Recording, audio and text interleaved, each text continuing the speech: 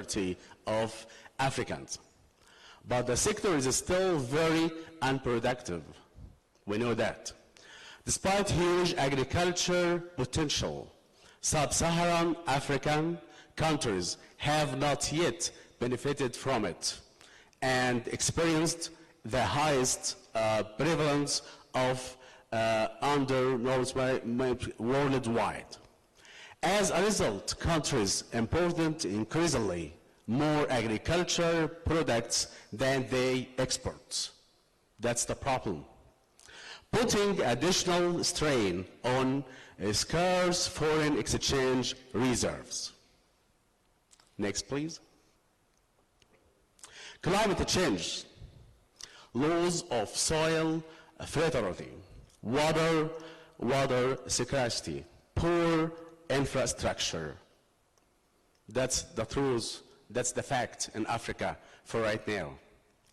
Indicate or inappropriate policies feeding a growing population, providing a livelihood for farmers, and protecting the environment must be taken together if we are to make sustainable progress in any of them. And the current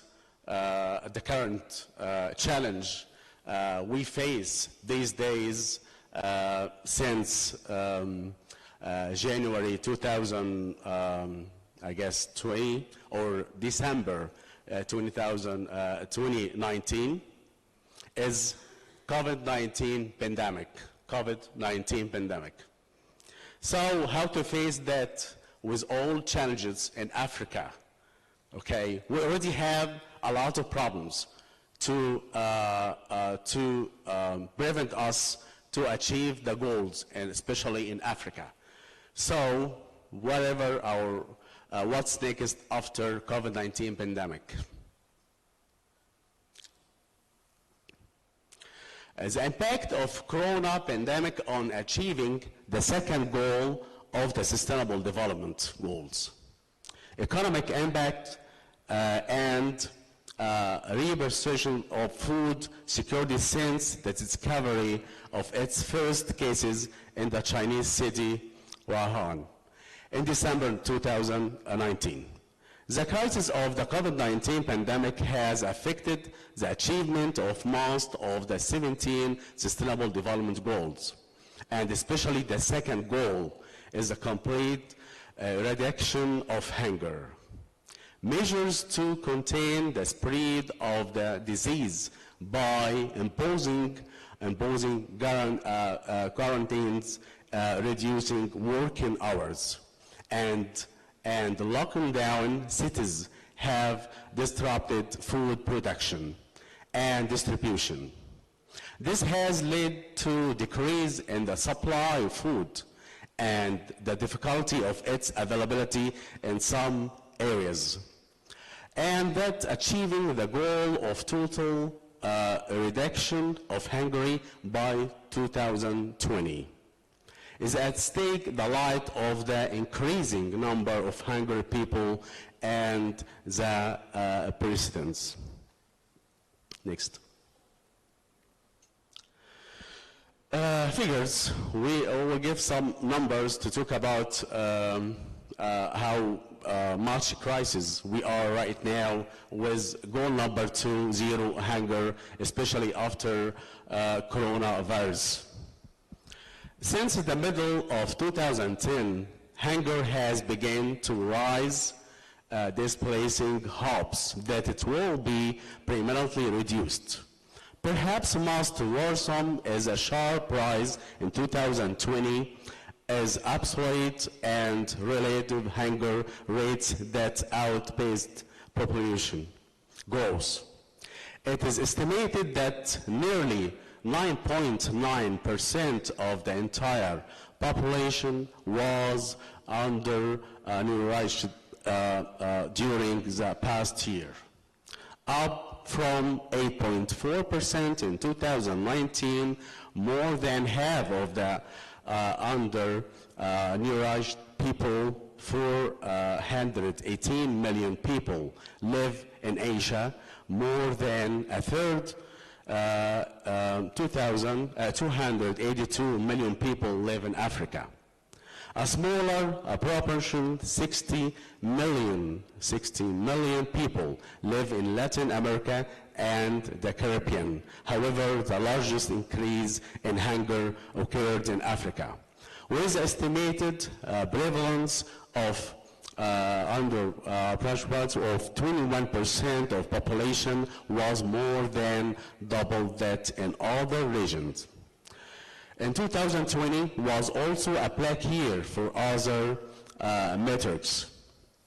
Altogether, over 2.3 billion people, or 30% of the total population, lacked adequate food throughout the year. This indicator, defined as a prevalence of moderate or severe food insecurity, rose within 1 year as much as during the past 5 years combined.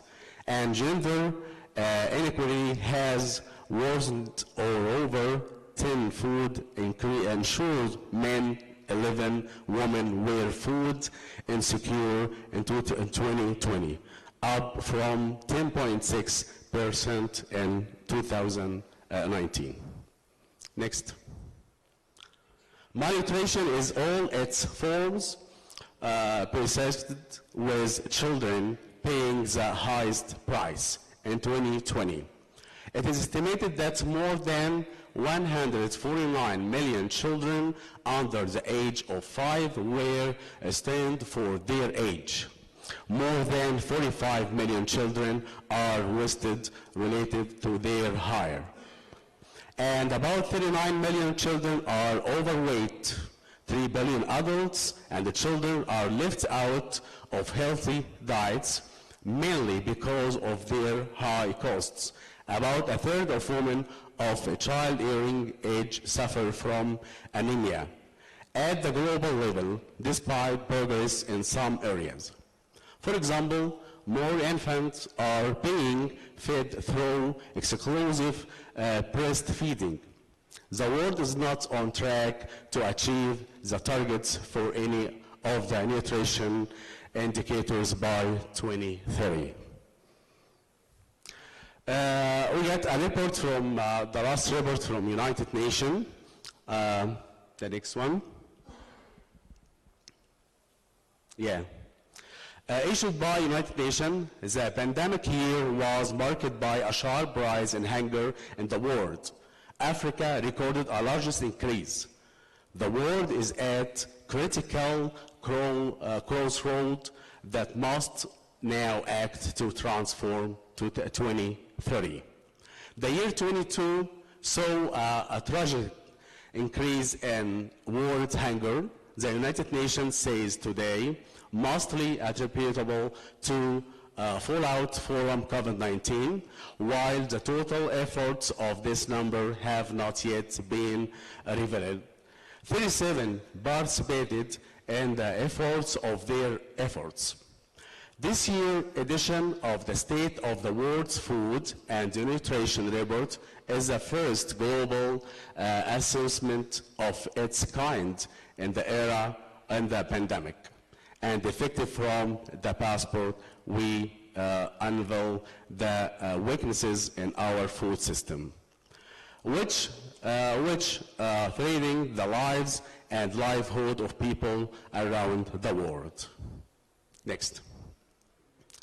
The FAO organization, the International Food and Agriculture Organization, FAO, has warned that corona pandemic will have long-term effects on food security in the world. The United Nations said in the report that COVID pandemic contributed a significant increase in the number of people who suffered from hunger in 2020. The report stated that the number of malnourished people rose about 786 million last year, which is equivalent to 10% of world's population and represent an increase of about 118 million compared to 2019.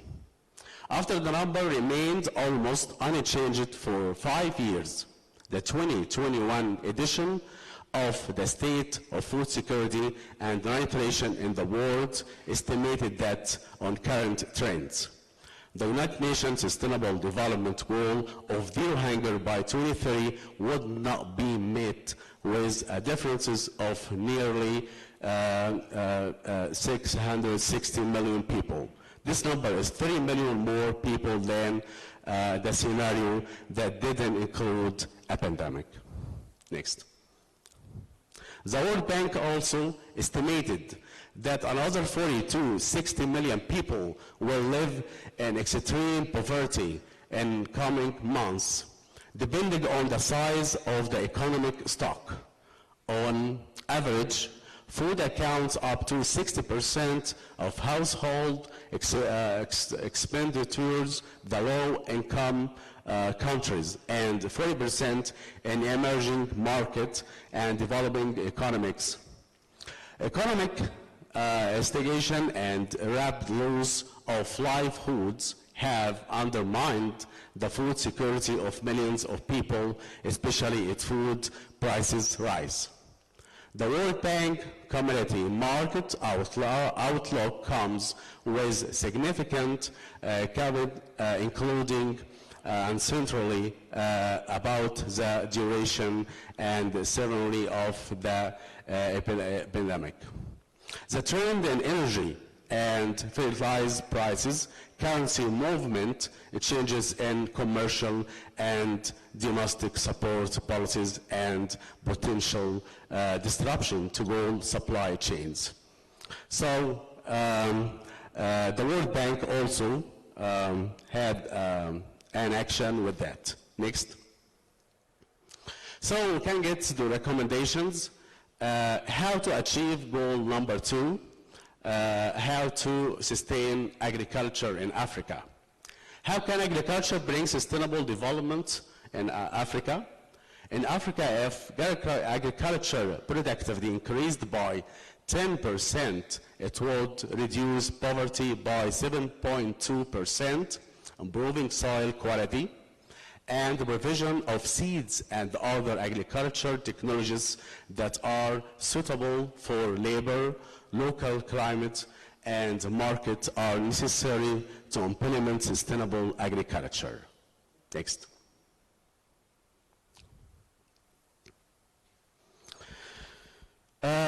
Also develop high-yield crops, boost irrigation, increase the use of fertilizers, improve market access, regulations, and governance, make better use of information technology, adapt genetically modified GM crops, reform land ownership with productivity and inclusiveness in mind, step up integration into agriculture value chain, AVCs. Next.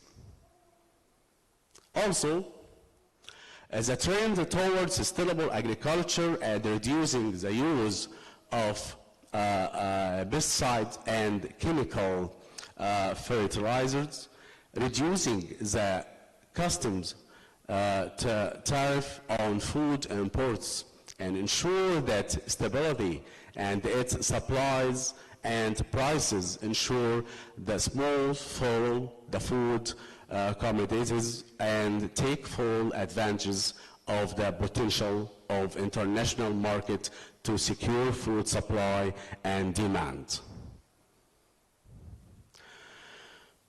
More specifically, fortifying Africa's potential in each of these areas requires different emphasis in the types of support needed to catalyze investment, but overall each commodity and agroecological zone transformation requires 7 sets of enablers to increase productivity by catalyzing the development of effective input distribution system and reduction in post-harvest waste and loss. Release the value of increased production by facilitating increased investment into output markets and supporting markets incentive for value addition. Also increase investment into enabling infrastructure, both hard infrastructure such as roads, energy, and water, as well as soft infrastructure, especially ICT, which can have positive, effective, create an enabling agribusiness environment with appropriate policies and regulation. Catalyze flow of capital, especially commercial lending and private investment to scale agriculture business. Ensure that transformation delivers on broad-based needs of Africans. By ensuring inclusively, sustainability, and effective nutrition beyond what the market may deliver otherwise, investment of different actors and guide initial activities to the point where private sector actors can be crowded in. So I get to the end. Thank you. I would like to thank you a lot for listening. Sorry for the inconvenience or something like that. I'd like to greet you all one more time. Thanks a lot. Thank you very much. And big greetings from Egypt.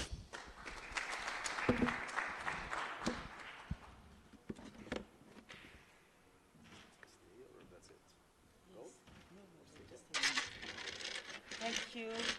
Merci infiniment à vous, donc Monsieur Sherif El-Tahan. Alors vous avez abordé avec nous, donc la problématique des voies vers une agriculture durable et résiliente. Voilà, donc j'aimerais savoir si dans la salle nous avons des questions pour Monsieur El-Sharif. Alors nous avons une question par là. Est-ce que nous avons une hôtesse pour le micro, s'il vous plaît?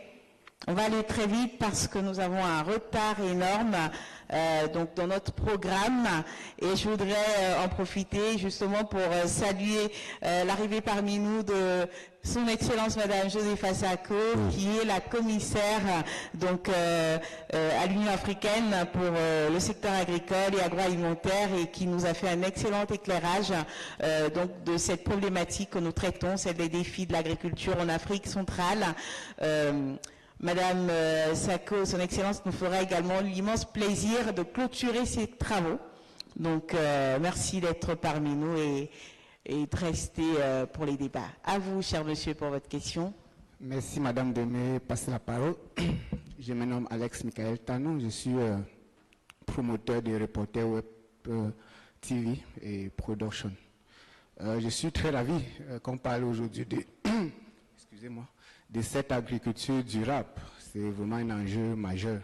Mais ma question est la suivante. Quelle place déjà accorder à la protection intégrée des cultures dans le cadre de cette agriculture?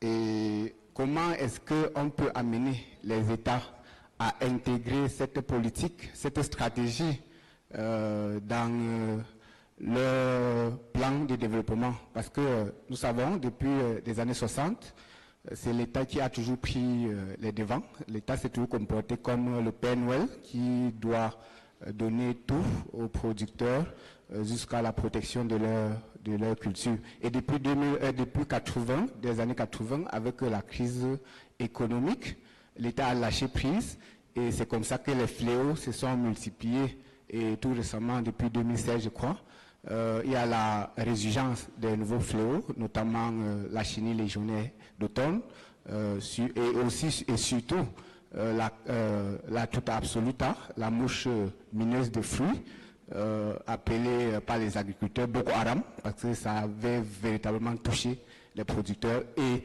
c'est comme ça que les producteurs, ayant paniqué, ont commencé à étudier, à multiplier l'utilisation des pesticides chimiques par 2, voire par 5, parce que j'ai été à Fumot, j'ai vu comment les gars, pour traiter la tomate, ils multipliaient les produits destinés à la protection du coton, ils multipliaient ces produits ils prenaient par exemple 5 produits différents, d'autres venaient même du pays voisin. Ils ont multiplié ça pour traiter la tomate qui devait être ensuite consommée sur nos marchés. Alors, je voudrais savoir comment est-ce que l'Union africaine qui est présente aujourd'hui peut amener les États membres, notamment en Afrique centrale, à mettre sur pied une stratégie qui permet de prendre en compte la protection intégrée, la surveillance notamment, et les interventions phytosanitaires pour enfin respecter l'environnement et le producteur, le consommateur que nous sommes. Je vous remercie une fois de plus. Merci infiniment à vous. Alors, I need someone for the translation, please. Just one question. I'm sorry, my English is not very good. So, I think, yes, si quelqu'un peut nous traduire la question, je pense que monsieur a été clair à propos donc de votre question, si par rapport aux politiques, quelle meilleure politique, quelle politique efficace en tout cas pour produire mieux dans le strict respect de l'environnement, moins de pesticides. Et je pense que Madame la Commissaire, lors de sa conclusion, certainement vous reviendra par rapport donc à l'engagement de l'Union africaine auprès des divers États, notamment ceux de l'Afrique centrale, par rapport à cette question-là. He wants to know what is the politic, the best practice for qui peut m'aider là dans la salle? Allez-y. Hein. En plus, on n'a pas beaucoup de temps. Rapidement. Is can make the prediction. Good morning. I am Fabrice Lissa, a seed technologist. His question is quite direct. He wants to know how the African Union ensure the government, the states, really take into consideration that the protection of like crops on the farm are really eco-friendly, yes, or sustainably produced. That is the local farmer. I think the question is clear. Yes, it was the second. That was the second question. Yes, the first issue. The first question. La deuxième partie, Madame Psako va répondre, mais c'était la première partie, c'était par rapport à l'accompagnement, il me semble, des petits producteurs. Voilà.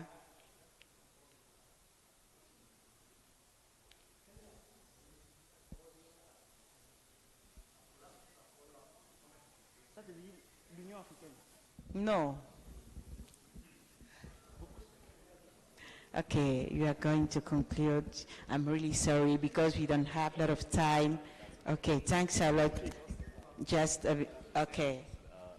Just for a comment, for how to achieve the goals of sustainable development and how to improve the growers to sustain good agriculture in Africa. Actually, we have a lot of natural resources in Africa, but we don't know the way to use it. Very useful for agriculture to get benefit from that. The most important thing, I guess, for your question is to get the farmers or the growers use the methods of promote sustainability in agriculture, like soil health and minimize water waste and lower the pollution level on the farm. I guess that's the most important thing to get the farmers or the growers get ready of sustainable development agriculture. The second problem in Africa, and we need to promote, is we had a bad market. So if we can discover a good markets for agriculture, food in Africa, actually all over the continent, the African continent, it will be better for us to produce and get benefit of that. And you will get a lot of people work in farmers and get to know what the sustainable development is. So I guess that's the most important thing we need to focus in Africa. Thanks a lot. Merci infiniment donc à vous, Monsieur Sherif, Dr Sherif El-Tahan. Nous sommes ensemble, vous pouvez regagner votre place. Donc nous allons maintenant, mesdames et messieurs, passer à notre dernière session plénière qui porte sur l'innovation comme étant une nouvelle révolution verte qui se dessine. Nous allons parler